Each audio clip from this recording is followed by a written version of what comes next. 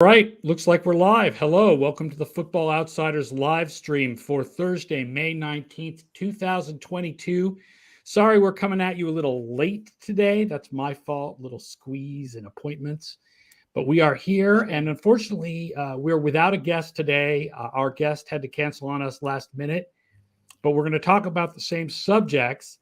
We're going to talk about year two wide receiver improvements in a little bit, but first, we want to talk to you about the NFC North. Feel free to ask any questions you've got about the NFC North in our discussion. If you are watching us live on Twitch or YouTube or Twitter or Facebook, I'm Aaron Schatz, Editor-in-Chief of Football Outsiders. Of course, Mike Tanier joins me as always. And so what we were going to originally do today was start off with a big debate about Mike's Monday article about the Chicago Bears and how they've basically left Justin Fields out to dry.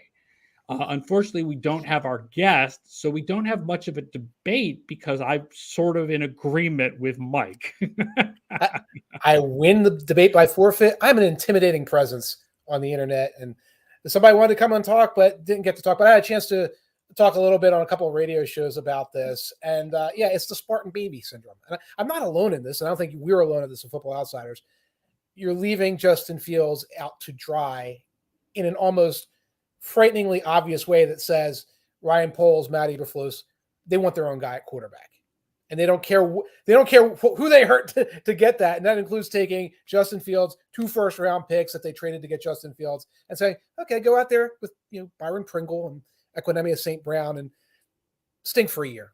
Stink for your second year. It's possible that that's not the mindset. I think it's possible the mindset is Eberflus. I don't know much about Ryan Poles, right? But that Eberflus is a defensive coach, and he came in and he wanted to fix the defense first. Yeah. And he didn't care that it would make it difficult for him to evaluate Justin Fields after year 2, and that maybe they feel like, we'll be able to evaluate him knowing that his receivers are bad, and we'll be able to adjust for that in our evaluation of him or such. But there's no doubt, that their receiving core in Chicago is lousy. And, it's funny because I said something on Twitter about someone who snitch tagged the players. Right? Don't bug players with this. Listen, we can criticize Equinemius St. Brown. Right. We can say that Byron Pringle is probably not as good as he looked in Kansas City. Right. We're saying negative things, but I don't want players to think about that because they're all working hard. It's not like they don't work hard. Look, somebody's got to be the 96th best wide receiver in the NFL. Everybody can't be Devontae Adams, right? It's not like the 96th best wide receiver in the NFL is not a way better athlete than me or than I was when I was 24 years old. That's the snitch tagger. That's the snitch tagger mentality. And heaven forbid the mighty Gary Pettis' son come after me on Twitter. I don't know if I can handle that. Oh no, Tajay Sharp is bringing the full might of his Twitter following down on me. I don't want to annoy these guys with the fact that somebody is saying that they're not that good. They've got enough other stuff to worry about. And us saying they're not that good is not going to turn Tajay Sharp suddenly into Allen Robinson. And what I said in the article, by the way, is I said something had 16 catches in the last 2 years. Has had 5 ankle injuries in the last 3 years. I didn't say there were a bunch of idiots or something like that. I'm going after Ryan Poles. That's what's happening. But I guess you can't snitch tag the general manager. Yeah, to your point, the defensive coach is looking and saying, "Well, I don't care that he doesn't have receivers, or I don't care that that we might not get an evaluation, or even though I'm a defensive coach, I can still evaluate if everything stinks." Well, that's the point. Then that's the problem. That the organizational mentality is, making sure Justin Fields gets on the right track doesn't matter. That's what they're saying. Then right, and I think both of us would normally feel like in a quarterback-driven league, fixing the quarterback, making sure you have the right quarterback, and developing the quarterback comes first. Todd Singer says Eberflus is accustomed to having a subpar wide receiver core. I guess, in Indianapolis, Paris Campbell was never healthy, and T.Y. Hilton was falling apart. So Michael Pittman was all they had, and they put Ashton Doolin out there and stuff. Yeah. This is 2 levels below that. This is 2 levels below that. The responses, one of the responses that you had, you were talking about what the usual responses are from Chicago Bears fandom in the article. One of them really spoke to me, which was a lot of people are responding that they got first-round talent with these defensive players that they got in the second round. I hate that idea of first-round talent. The fact is that all of the talent in the draft is on a slope, right? Yeah. Some years, there's more of it that's better than other years. But it's not, I know that people like to talk about tiers, but even if there are tiers, the steps of the tiers are small. Yeah. Like it's much more of a slope of talent. It's not like there's 20 guys who are first round in a year like this year where people felt there was less first round talent. Right. It's not like there's 20 guys who are first round quality. And then all of a sudden there's just this like gigantic drop in quality, like a little drop in quality to number 21. Like, so the fact that they got, I don't think that, first of all, nobody this year felt that there was first round talent coming in the second round, but also like the talent that you get is usually roughly equivalent to the place that you pick. I mean, research has shown there's really no sleepers. Like there are reaches, but there are really no sleepers. When you take a guy in the second round, that's a guy who probably should have gone in the second round. Yeah, and like even when you analyze it and say, well, first round talent, most of the times we talk about a dozen players or 15 players. Those are your first round talents. If teams are putting a tier list together, that's it. Then you have, like you said, that slope comes in. And you're right, it's a very tiny slope. Like after that, the difference between guy 16 and guy 45 or 50 is like 1%, 2% quality. It's a matter of scheme. It's a matter of the opinions of scouts, et cetera, et cetera. So yeah, as a Bears fan wants to go and get one of their defensive backs, like, look, he had a first round. He was being mocked in the first round. That's great. So was George Pickens.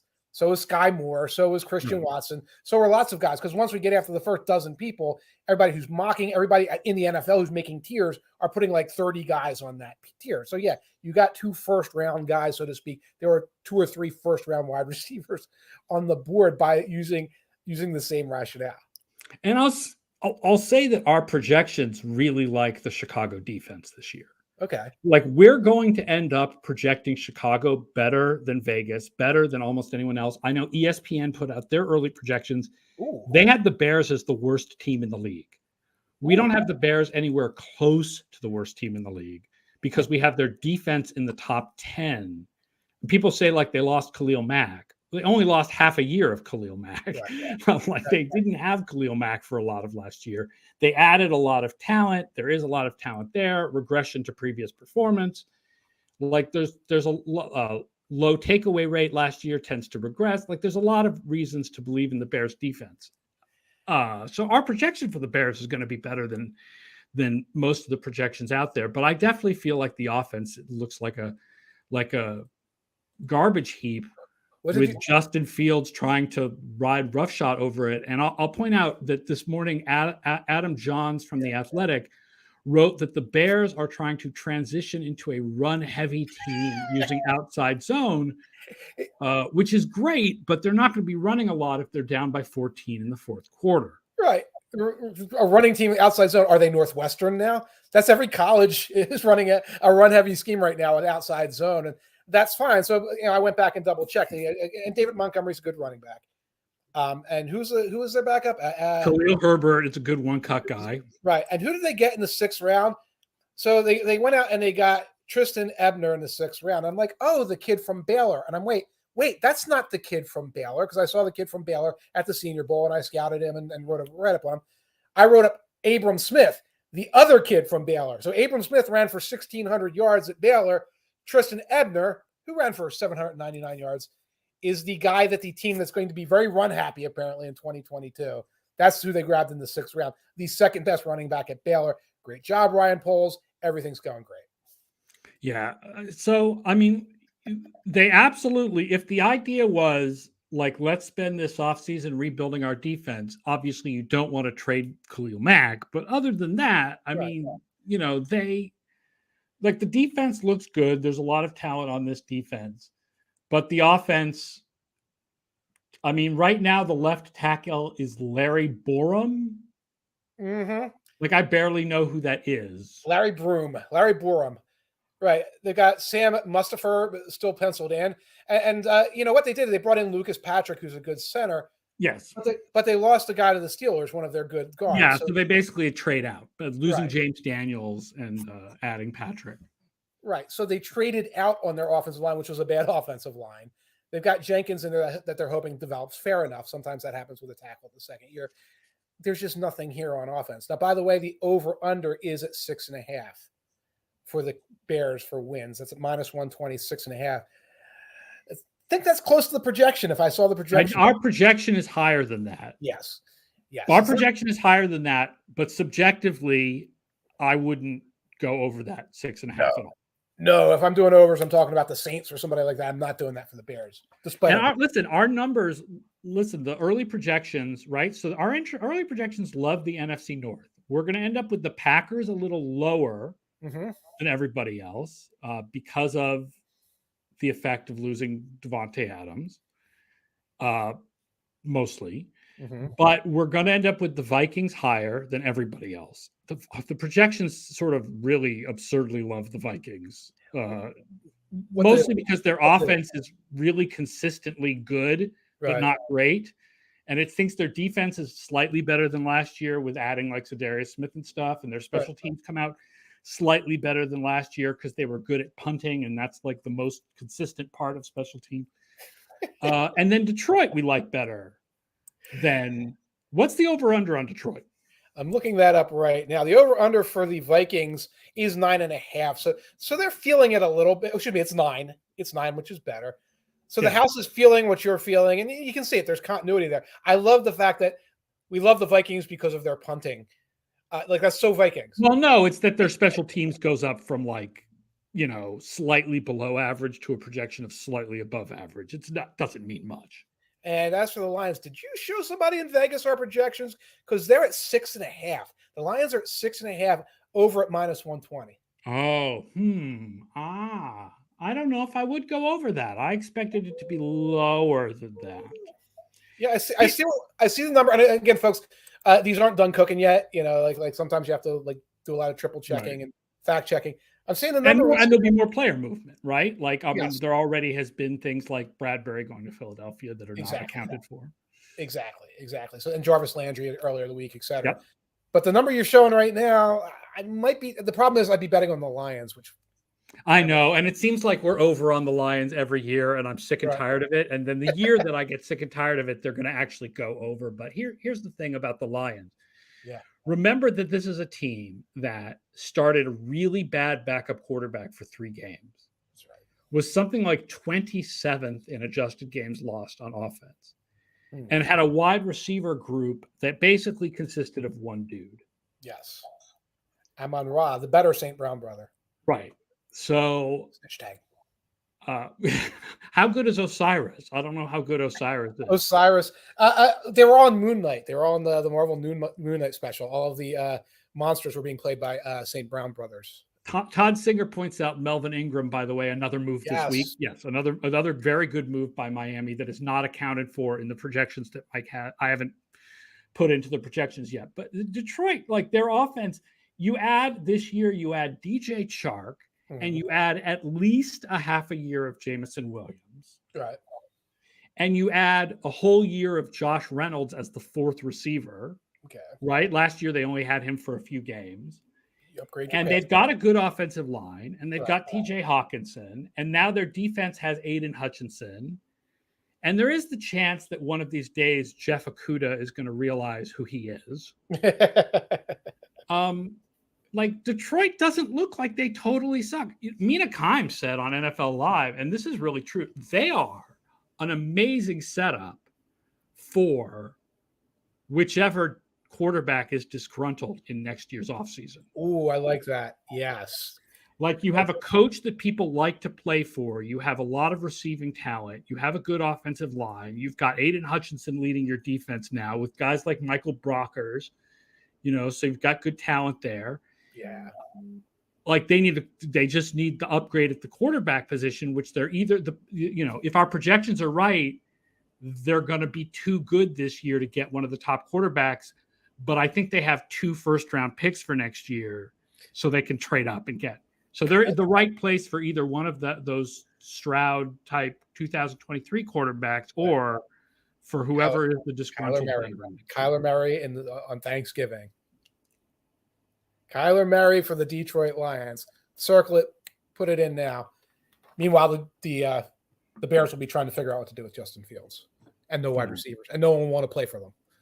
Yeah, it's tough. It's going to be an interesting division, but I mean, we like this division. I mean, I think the teams in this division are better than people think, even though, because of the defense on Chicago, even though it feels like when Fields has a bad year, I don't know if we're going to be able to, make excuses for him. Right. And the Detroit still has to deal with Goff at quarterback, who's better than Tim Boyle, but he's still Jared Goff. Packers at over-under is 11, by the way. That is too high. Yeah. That may be the most comfortable over-under. I feel is the Packers 11 is high. You want to go down on that? I would go down on that. Ooh, phrasing, but you want to go under that, and it's minus 110, so it's not too much of a lift there. I mean, yes, they get Jair Alexander back, so that's a positive for their defense, absolutely. But they don't get Zadarius, right? They don't get everybody back. They were lost last year. They don't get Zadarius Smith back. They lost pieces on their offensive line. There's no wide receiver one. Like, if you believe that Devontae Adams really was one of the top 3 or 4 wide receivers in the game, losing him really hurts. Losing him and replacing him with a kid from North Dakota State and Sammy Watkins, who will be on the injured list pretty much every other week for the whole year. Right. Yeah. So yeah, I mean, I'm kind of thinking under on the Packers 11. I'm going to wait and see on that. I don't want to put too much money in the NFC North, and I think I'm taking the Vikings, which is very out of character for me, but yeah, we just, our numbers really, projections really like the Vikings this year. It's they were down last year, but if you look at their prior performance, if they regress to prior performance, then they're going to have a good offense. And if you have they have a good offense with average defense and special teams, and then I think they have an easier than average schedule, it works out well for them. Right. So the NFC North is very volatile, in my opinion, says Adam N. I don't think of it as volatile because I do think there are clearly the 2 high teams and the 2 low teams. Right. Like, it clearly, like, we have the Vikings better than Vegas. Right. But I think even Vegas, it's very clearly, it's Green Bay and Minnesota are the playoff contenders. Right. And Detroit and Chicago are the, oh my God, let's hope things go right. Right. Rebuilding teams. I don't think it's possible for Detroit. You can tell a story of Detroit suddenly becoming a playoff team. You can tell a story of Chicago becoming a playoff team. Their defense would have to be like top 3 or something. That's every Bears playoff story, is their defense goes top 3. But yeah, like, I call the AFC North volatile. I would call the AFC West obviously volatile. This is more like things can happen, but it's probably going to be 2 tiers. Yeah, the Bears, Adam N points out, I don't know what numbers these are by. The Bears had the 3rd hardest schedule last year, and now they have the 6th easiest. I don't know if that's by win-loss. It's probably win-loss, which can always be. We have them in the middle of the pack for schedule since I have the projections up. Oh, okay. Right in the middle. We have Chicago, middle of the pack, slightly easier than average. Right. And, of course, when you're looking at, like, a lot of the projections that NFL puts out, teams change significantly during the off season, and that's where that you have to kind of be mindful of that. I will point out, by the way, part of the reason for our Packers projection being a little lower is that they have the last place special teams projection, and special teams are, really volatile from year to year. So that, they could have good special teams, or they could have horrible special teams like last year again. Right. The projection is like minus 1.5%, which is that's not very negative, and that's actually the worst. That's how tight together special teams projections are. Like, every team except 2 is between like 1.5 and minus 1.5, because special teams are like very, very, very difficult to project, unless you're the Ravens or the Patriots, because they're good on special teams every year. Speaking of the Ravens, so the other thing we were going to talk about on the show with our original guest, but we'll talk about a little bit here, is year 2 wide receivers. And the reason why is because I have the early KUBIAK projections. I actually did a RotoWire magazine, fantasy magazine mock draft last week. So I had Scott's current projections. And I realized just how many of the guys, if you look at the year over year improvement of players, just how many of them were year 2 wide receivers. So I was like, oh, it's really interesting to talk about all the year 2 wide receivers who are going to have much bigger roles in their second season. So we have a graphic which is going to get put up. And I'm hoping that it's up because we changed the programming we used. And Ross, I can no longer see Ross, if it's Ross, is it up? Yes, everybody can see it. So these are our top 2 year 2 wide receiver improvements based on KUBIAK fantasy point projections compared to how many fantasy points these players had last year. I will point out, by the way, this is different than who are the best wide receivers in their second year, right? Like the best wide receivers in their second year starts Jamar Chase. Right. And then Jaylen Waddle, Devontae Smith, Rashod Bateman, and Amon-Ra St. Brown. These are the guys with the biggest improvement, but you've got some names that are improving significantly and should see a lot more playing time this year. First of all, Rashod Bateman from Baltimore, who's going to start all year and be their number 1 receiver now. Yeah. Kadarius Toney, who we really only saw for a few games last year for the Giants. Rondale Moore for Arizona, who should play a larger role because of the Hopkins suspension. And then he also missed 3 games at the end of last year. Nico Collins, who did almost nothing as a rookie for Houston, but has a larger role this year. And then Tylan Wallace, because every Ravens receiver is projected to do better than last year, because the Ravens as a whole have to be better than last year. And now there's no Marquise Brown and they didn't bring in anybody to replace him. Right. But there's other guys who also aren't in this top 5, but who also were projected to improve in 2022. I would bring up Dwayne Eskridge, who was really good in playmaker score. The problem is he now has Drew Lock throwing him the ball. One of the things, I've never done the research on this, so this is anecdotal rather than proven by research, but I feel like when you have a downgrade in quarterback, right, the number 1 wide receiver still gets his. Yes. It's everybody else who falls. Right. And right? So what you would have expected from, like, Metcalf should still get his, but right, what you would expect from Lockett and Eskridge and Freddie Swain is less than what you would have expected with Russell Wilson at quarterback. The thing you might get with Eskridge, who was a guy I loved coming out of college, is that they do use him in a little bit of a slash role. They barely used him last year, but he was the end-around guy. He was the jet sweep guy and a lot of the little screens. So if they start building a lot out of little screens, there's a chance he gets that role. And that, of course, PPR leagues for fantasy and touches and things like that. That's something that could work for him. And again, he's a guy I liked a lot. You mentioned Nico Collins from week 13 on, 15 catches, 218 yards, 14.5 yards per reception, 1 touchdown. So that's 5 games. He got up to about 3 receptions a game. That's not great shakes, but that's an indication that his role increased as the year went on for the Houston Texans.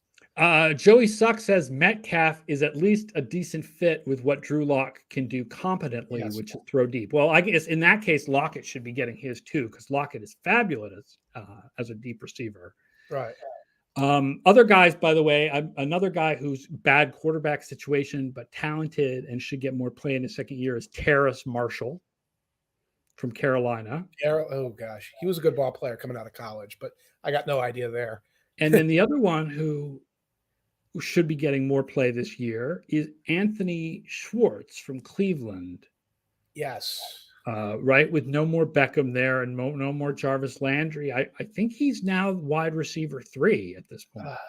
Yeah, I was never a fan of him. I believe, if I'm remembering him right, he's like the skinny little deep shot he's guy. like a skinny little speed demon. Right. So maybe in fantasy terms, especially, maybe he's the guy who has 6 touchdowns, but they're scattered all like the wind across his schedule. Going back to Bateman, if people lost track of Bateman last year, a lot of us loved him coming out of college. He's a good short threat. He's a good yak threat. Got injured in training camp, rookie camp, which always happens to every Ravens receiver. Hollywood Brown got injured right away. That young man from Notre Dame that everybody liked got injured right away. Miles Boykin, Miles Boykin. I wasn't a huge fan of Boykin, but anyway, he got hurt right away. Now he's gone. He's not on the roster anymore. Bateman missed the first couple of games, comes in, had a couple of really solid games in the middle. Not great, 3, 4, 5 reception games. And then Tyler Huntley experience kicks in late in the season, and he's not with Lamar anymore, and his numbers start to slip. So I like the idea of Bateman as the wide receiver one getting more opportunities. What I'm anticipating is the entire fantasy world is thinking the same thing because he's a number one receiver on a team with a very good quarterback. And so, I did my Google searching last night, and every fantasy site is like breakout candidate number 1, number 2, number 3, and it's Bateman. So I like him. I think he's going to improve. But if you're going out there and you're drafting, be mindful of the idea that he might get turbocharged. There might be helium underneath of him, and people might be taking him ahead of, I don't know, Mike Williams or Hunter Renfrow or something. Because Mike, I would take Mike Williams ahead of him, definitely. Yeah. My guy that I like, because we were all going to pick out a guy. My guy that I liked is Rondale Moore. Rondale Moore had a terrible DVOA in his first year. So if DVOA is predicted for receivers, that's bad. But he only had 1 touchdown, which seems very artificially low. And he adds runs. I don't want to say that D word that ends in Ebo, but he did carry the ball 18 times in 14 games last year. Right. And the Hopkins suspension means he's going to definitely get more playing time early. Right. And AJ Green is now a year older. Yes. So when Hopkins comes back and they're looking at what their 3 wide sets are, Moore's going to be the slot guy. And it's going to be Brown, Green, and Hopkins taking turns. Well, it's going to be Brown and Green taking turns on the outside. Hopkins will play all the freaking time. And then Moore is the slot guy. So I think Rondale Moore, he has sneaky upside. He's a great end of your draft upside candidate. Absolutely. Especially PPR, because he's like a low yards per reception, get a lot of slot catches guy. Yeah, I can see him in that PPR role. I'm 50-50 about Kadarius Toney, another guy I liked coming out of school. The last regime hated him. This regime, it sounded like they were going to doghouse him, or he was. There was like some rumblings, and now he's in camp. I'm seeing the footage from up North Jersey, and he's in camp and he's participating. And I think he's in the team plans. A little bit similar to Moore in that he can do that slash roll and things like that. Somebody's going to get targets for the New York Giants. And they don't have to be great targets, especially in Toney's case. It could be we're down by 17 and we're throwing the ball underneath targets, and Toney could wind up rocking a PPR league based on that. Yeah, Todd Singer pointed out Toney had 1 huge game, but not much else. And Patrick Seeley says Chase and Waddle are 100 out of 100s. Yeah. Right. Chase and Waddle, our projection for Chase is a decline because he was so good last year that you have to project some regression. There's no year 2 jump when you were that good in year 1. Well, of course, Chase is the highest. He's like our 3rd or 4th. I don't know if he's that high. He's pretty high though. I know our highest projected wideout is Cooper Kupp, and number 2 is Justin Jefferson, but we have Chase pretty high up there in the fantasy. And Waddle, the question is Tyreek, I guess. Yeah, they play, I don't know, not similar roles, but Hill does get a lot of short stuff. Like the thing about Hill is that he doesn't catch a lot of intermediate stuff. Yes. He'll catch the deep stuff and then the short stuff. Right. So he ends up where his average depth of target is intermediate, but it's not because he's catching a lot of 14-yard passes. Right. And Waddle, I'm not sure what his NFL role is going to be because last year he caught a lot of RPOs, or they would feed him a screen pass with 6 defenders coming to him because it was a telegraph screen pass because they had 2 coordinators and neither of them could do anything. So they can peacefully coexist. I'm just wondering how it'll work out from a fantasy standpoint. What now? Who was your guy that you wanted to talk about? Your two guy. Well, working on the Football Outsiders Almanac, working on the Chargers chapter, which I just turned in. Check your email. Josh Palmer. And this is a guy, a bigger receiver out of Tennessee, second-round guy. He was smushed in behind Mike Williams and Keenan Allen last year, and he was fighting with the guy, because right now, Guyton, I believe his name is, who's the deep threat. Yes, Jaylen Guyton. Yeah. Later in the season, they lost some guys on and off the COVID. There were some injuries. Palmer, more and more, was the guy that was getting that 3rd and 12 reception, or target at least, from Justin Herbert, was showing up. This is a big target. Duplicates Mike Williams to a little degree, but there should be a ton of targets going around for the Los Angeles Chargers, and high quality targets with Herbert doing it. I don't think they're going to throw the tight end as much because Jared Cook has finally been assumed into drop pass heaven. So that's going to give even more opportunities. And I think Palmer's going to emerge as that number 3, and he could siphon a few away from Keenan Allen as well, because Keenan Allen is now on the wrong side of 30 and turning more and more into like a short pass, crossing route, 3rd and 5 kind of target.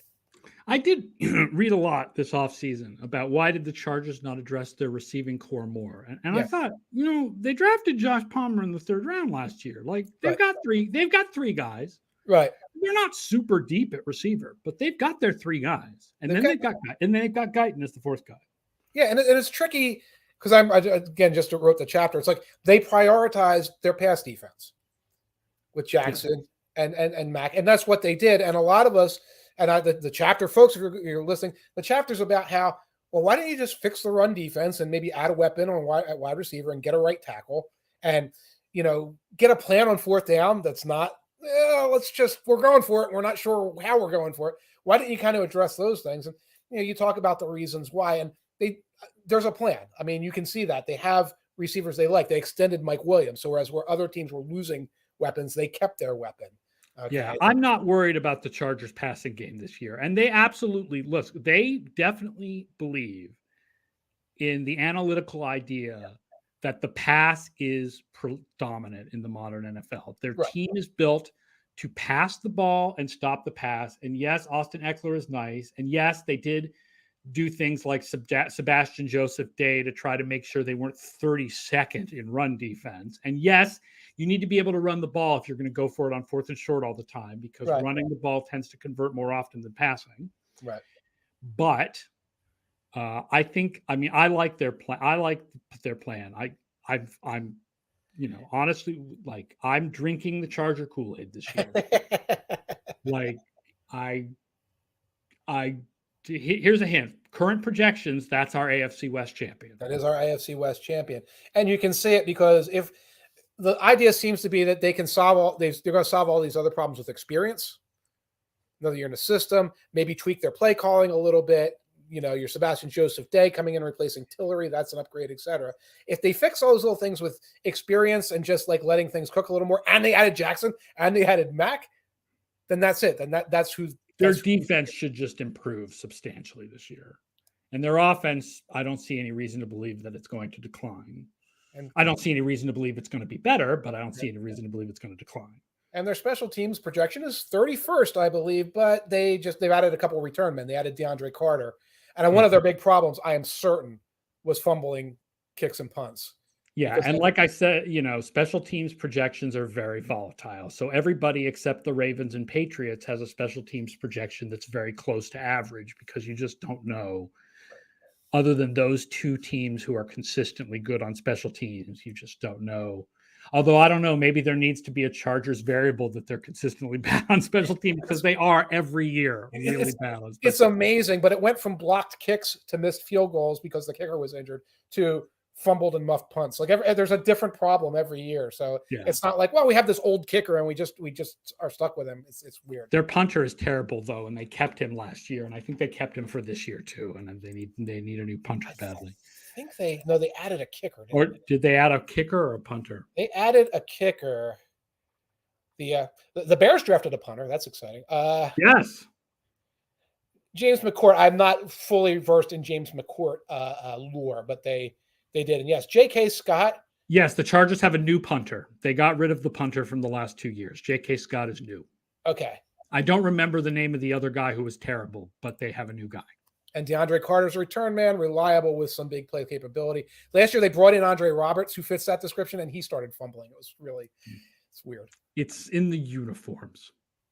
Yes, better field position from the punter that Chicago drafted will definitely help Fields. How dare you suggest they're leaving him out to dry? He'll have good field. They drafted the other punter, right? There was the guy who went first. Yes. And then there was Punt God who went to Buffalo. Yes. And then also some dude named Trenton Gill went in the 7th round to the Bears. I have no idea who that is. Yeah. He's not the guy that all the scouts like, and he's not the punt god. He's some other guy. He's the other guy. He's the guy Ryan Poles likes. Just like the other Baylor running back. Yeah.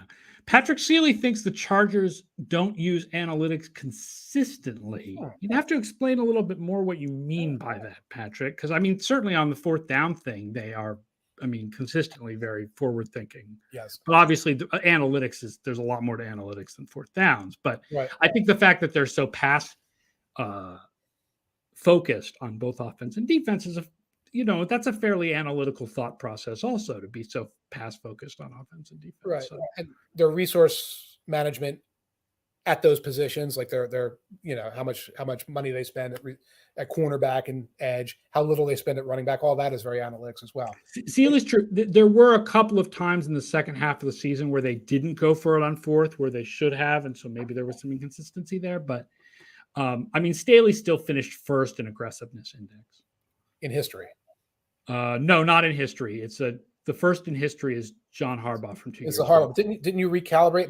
We recalibrated this year, but even using the old one, John Harbaugh a couple of years ago is number 1. Okay. In history, but Staley would be like 2nd or 3rd. Okay. We'll edit that chapter. We'll edit that paragraph. All right. He has the highest aggressiveness index career, but that's because John Harbaugh. Right. Plus 13 years in the NFL. Right. Yeah. All right. That does it for today's somewhat shortened show. Thank you to everybody who joined us a little late. We really appreciate it. Thank you to everybody who's commenting live during the shows. Please, a reminder, we love to have the back and forth with people. So please come watch the live stream live, which is usually starts at 1 p.m. Eastern on Thursdays. And make sure that you are talking to us live during the show. Thank you to everybody who listens afterwards, also on the Football Outsiders Podcast Network. Please rate and review the show because it helps people find us. And we will be back next week talking something else about football, whatever stories come up in the next week. We're in the off season, so who knows what we're going to be talking about. But Mike and I will be back next Thursday at 1:00. So long, everybody.